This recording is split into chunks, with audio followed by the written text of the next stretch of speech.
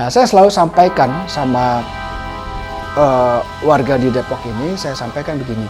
Sebenarnya kejahatan itu dan pelanggaran itu munculnya bukan karena bertambahnya orang jahat, bukan.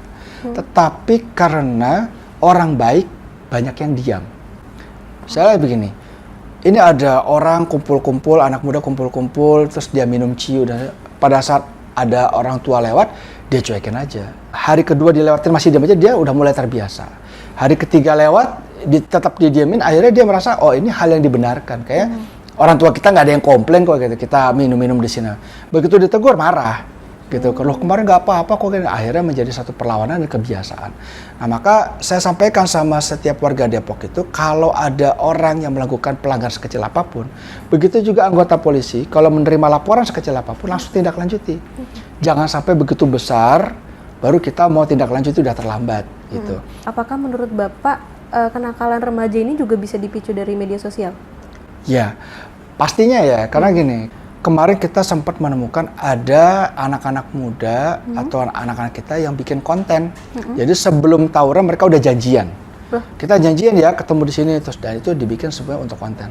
Saya sampaikan sama anggota kita dengan patroli cybernya, kalau ada konten seperti itu tangkap, saya bilang itu. Kenapa? Karena konten tawuran begitu ya.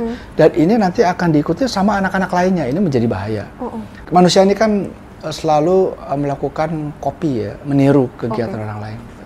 Biasanya begitu. Jadi kalau dia lihat, wah ini kayaknya membuat saya lebih terkenal gitu kalau saya tiru, atau mungkin merasa dirinya sedang mencari jati diri, kan biasa anak remaja tuh, dia ikutin tuh konten-konten di media sosial yang sekarang ini sangat sulit kita batasi ya, karena internet kan bisa diakses oleh siapapun gitu ya. Sekalipun kita batasi begini begitu, tapi mereka tetap bisa mengakses itu. Nah, itu menjadi salah satu pemicu karena mereka meniru dari konten-konten yang ada di media sosial. Apa ada strategi mengatasi perkembangan teknologi yang semakin pesat dari kepolisian, Pak? Strategi kita itu, polisi bisa selalu bersinergi dengan masyarakat. Caranya adalah membuat masyarakat menjadi polisi bagi dirinya sendiri. Kita sampaikan kepada setiap masyarakat, terutama orang tua, hal penting yang perlu dicermati mulai dari kelompok terkecil yang sebenarnya bisa memberikan arahan kepada anaknya. Jangan sampai misalnya orang tua itu menganggap anaknya baik-baik saja, tapi begitu mereka terima laporan terus mereka komplain. Wah ini kok anak saya begini, ternyata sebenarnya iya sebenarnya gitu kan? Anaknya di luar tuh nakal, tapi di dalam kayaknya baik-baik aja gitu. Nah, jadi komponen terpentingnya itu keluarga, itu yang selalu kita sampaikan pada saat ketemu dengan masyarakat, supaya lebih memperhatikan anak-anaknya untuk tidak ikut-ikutan tawuran. Yang kedua, RT RW kelurahan itu juga ikut menjaga kondisivitas, membuat masyarakat menjadi polisi bagi dirinya sendiri.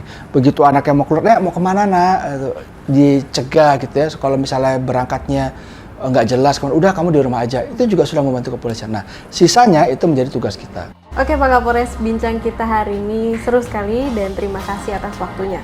Ingat pesan Kapolres, kejahatan itu timbul bukan hanya karena pelaku kejahatan yang bertambah, tapi karena banyaknya orang baik yang diam. Jumpa lagi di program Tech Live. Si grogi loh, dingin tangan saya. Padahal saya udah santai ya. Bapaknya santai, saya nggak santai Pak.